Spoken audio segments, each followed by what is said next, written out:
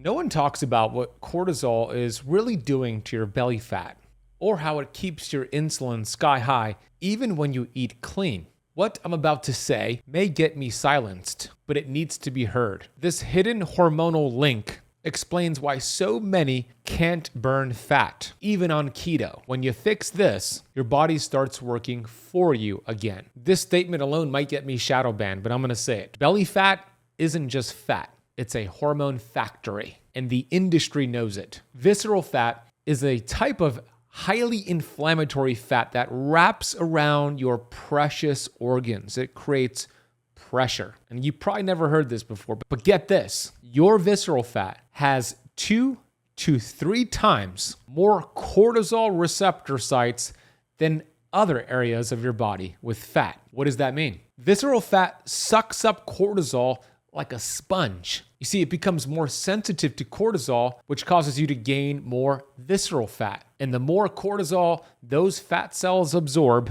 the more insulin resistant you become. This creates a deadly loop that nobody's talking about, including your doctor. Here's how it works. Cortisol and adrenaline rise. Visceral fat grows. Visceral fat becomes more responsive to cortisol. Cortisol goes even higher. Insulin then follows, so insulin increases. Fat burning shuts off, and belly fat grows. This is what I call the cortisol insulin death spiral. And the reason nobody wants you to understand this is simple. Your belly fat is profitable. Your metabolic dysfunction is profitable. Your cravings are profitable, and your stress is profitable. Now let me expose the next part here that will probably piss you off. Cortisol raises insulin, your fat storage hormone, even when your diet is perfect, and even if you're practicing fasting. Look, this isn't just a theory or an idea or hypothesis. This is human physiology. Number 1, stress response. Cortisol rises. Second thing that happens is your liver dumps glucose. That glucose spike causes the pancreas to produce insulin. Insulin then shuts off fat burning. Doesn't matter if you're doing keto, low carb, or carnivore. Doesn't matter if you're fasting. Doesn't matter if you're eating low carb, high carb, zero carb, or in a calorie deficit. Cortisol can keep insulin high even when food is clean. This is why so many people say, I'm doing everything right, but my belly fat won't budge. It's because you're burning carbs and glucose from cortisol-driven glucose dumps, and you're not burning fat. And here's something else that's crazy. Visceral fat recruits cortisol to stay alive. It wants cortisol. It feeds on cortisol. It grows from cortisol. This is why belly fat is the last to go. Today, right now, I'm gonna break this hormonal prison for you. So cortisol is supposed to spike in the morning. This is normal.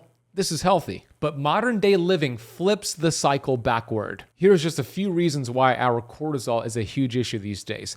Late night eating and snacking, screen time, snacking in between your meals in general, work stress, relationship stress, world news stress, sleep deprivation, overtraining, and even chronic cardio could be an issue. These trigger cortisol in the worst possible window. When you spike cortisol at night, for example, it raises blood insulin and glucose. It delays melatonin production. Melatonin is the most important antioxidant in your body, or one of the most important antioxidants, and it wrecks fat burning overnight. So instead of cortisol rising at 6 a.m. and falling at night, it's rising at 9 p.m., at midnight, at 3 a.m. You're waking up wired, heart racing, and tired, but you can't go back to bed. And every time cortisol spikes, it forces your liver to dump glucose. Glucose spikes insulin. Insulin shuts off fat burning. This alone explains 95% of stubborn belly fat cases I've worked with since the last 18 years, over 10,000 people. Oh, but it gets worse. I'm gonna go over the top 3 cortisol traps keeping you fat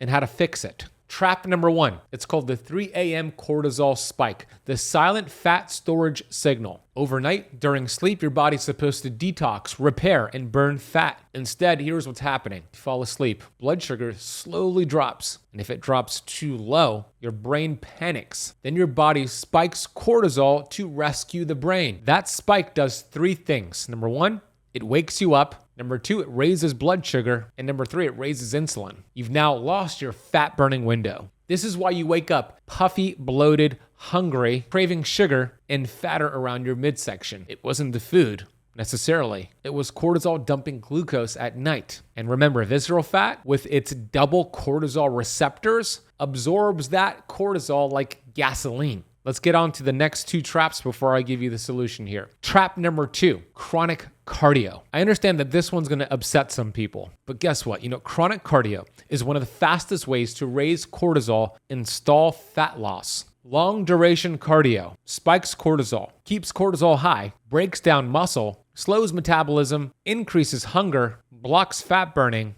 and raises nighttime blood sugar. And yes, it increases visceral fat storage. And here is the irony. People doing chronic cardio often gain more belly fat. What classifies as chronic cardio? When you're jogging, running long distance, 5Ks, even shorter than that, but long distance running on the treadmill. This is not a good idea. Now, this is different than walking. Walking is beneficial for fat loss, beneficial for tapering down cortisol. I'm referring to jogging and running long distances. Not a good idea because you'll chronically elevate cortisol, which chronically elevates insulin, and that blocks fat burning. Again, cardio in itself isn't bad when it's either walking or in short, high-intensity spurts like sprinting. But chronic cardio is cortisol fuel. Trap number 3, the over-fasting and overtraining combination. I love fasting.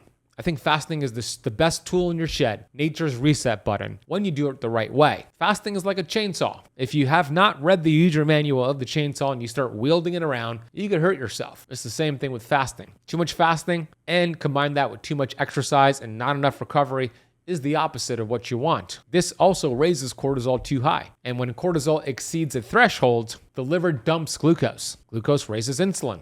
Insulin stalls fat burning. You think you're fasting, but hormonally, you're in sugar burning mode. Now let's get to the solutions here. How do you find the right balance? Let's discuss the cortisol insulin fix. This is where your body finally cooperates with you. Fix number 1, stop eating 3 hours before bed. Look, after sunset, insulin sensitivity plummets. Any insulin at night shuts off a very important fat burning anti-aging hormone called growth hormone. It's one of your body, it's probably the number 1 important fat burning hormone.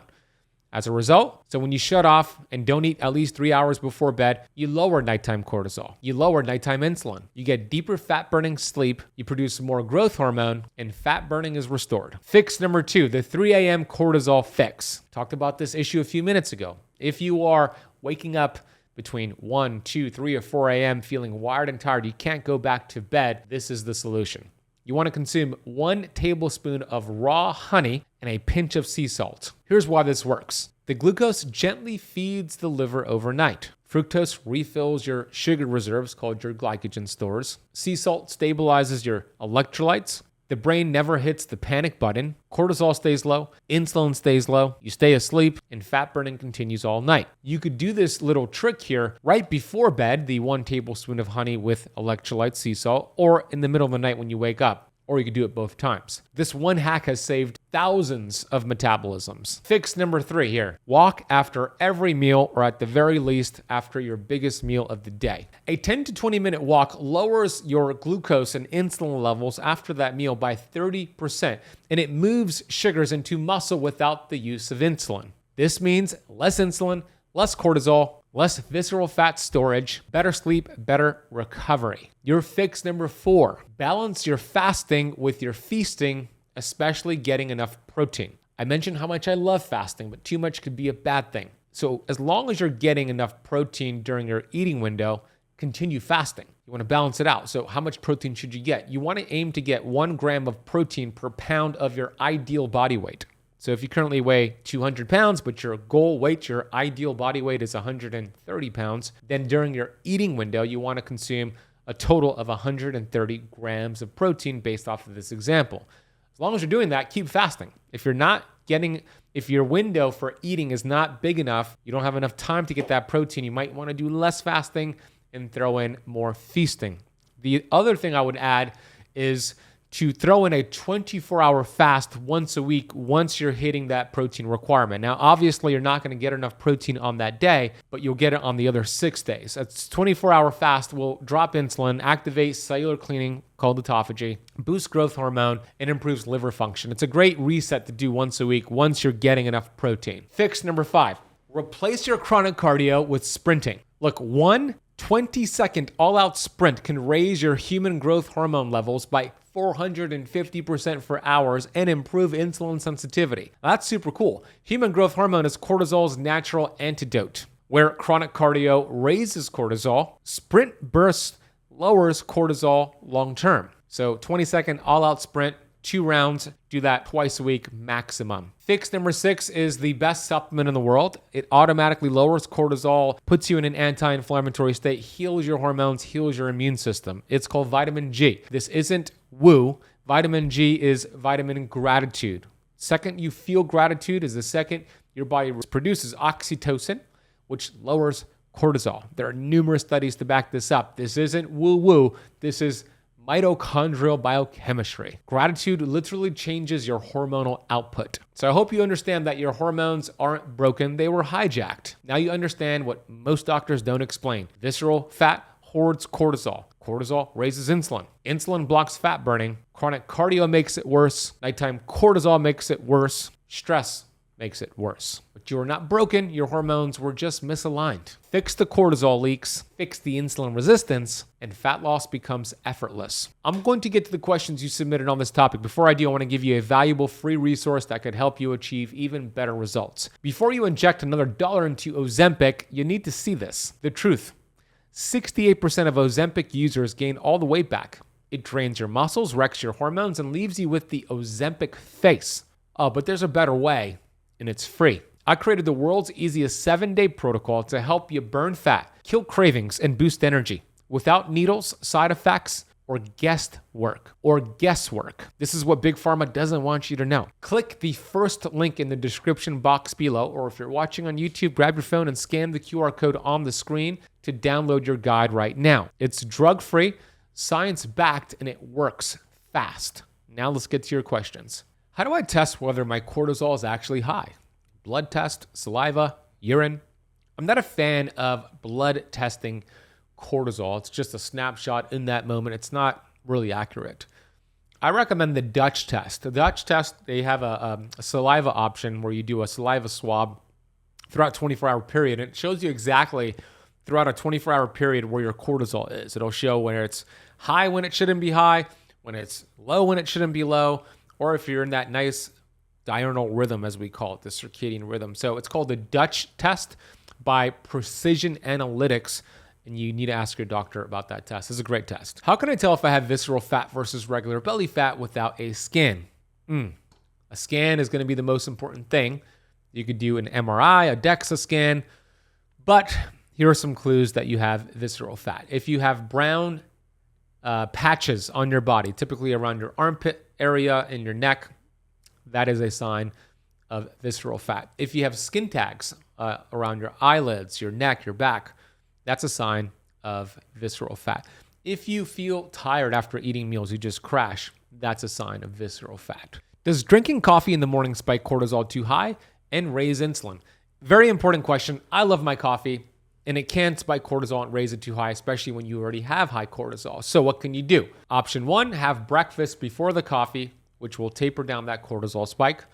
If you prefer to fast like I do, then wait an hour and a half after waking up to have that coffee on an empty stomach. That's when cortisol begins to drop, and it will be much better to have it then than on an empty stomach first thing in the morning. If honey and sea salt helps at 3 a.m., will it break my fast or stop autophagy? It will. It will slightly break the fast and slightly break the autophagy cellular cleanup process. However, right now your goal is to get quality sleep, not necessarily fast. So it's a trade-off. It's something you're not doing forever. As you work on lowering cortisol, this won't be an issue, but maybe temporarily, we're okay with us breaking some of the fast, breaking some of the autophagy to make sure you get back to bed, which is very important for you right now. If stress raises insulin, why do so many very stressed people I know stay skinny and look skinny? Here's where genetics play a role. Some people genetically look skinny on the outside, but what you don't see is their visceral fat. We've tested visceral fat on individuals who look skinny and even have a six-pack, but they actually have high amounts of visceral fat. These individuals are called TOFIs, thin on the outside, fat on the inside. They look skinny, they look lean, but a lot of them have a ton of visceral fat. And I would argue that this is actually even more dangerous because they have no idea. They're typically not worried because they look skinny on the outside. So rest assured, these individuals are TOFIs, thin on the outside, fat on the inside. Their genetics just determine where they're storing that fat, and visibly they look okay on the outside, but they still have high amounts of dangerous visceral fat. Don't be fooled. I hope this podcast episode was great for you. Please share it with somebody you know. Thank you for watching. Thank you for listening. And by the way, if you're still waking up in the middle of the night, you got to learn more about why this is happening and the solution. Here's a clip from a recent video I did that will help you go back to sleep fast and get quality fat burning sleep. Check out this clip, then click the video on the screen. I'll see you in that next lesson. You see, between 1 a.m. and 3 a.m. in traditional Chinese medicine, this is called liver time. It's when your body's supposed to detoxify, balance blood sugar, and regulate hormones. If you wake up between 1 and 3 a.m., it's usually because your liver is struggling. It's overloaded, it's inflamed, and dealing with unstable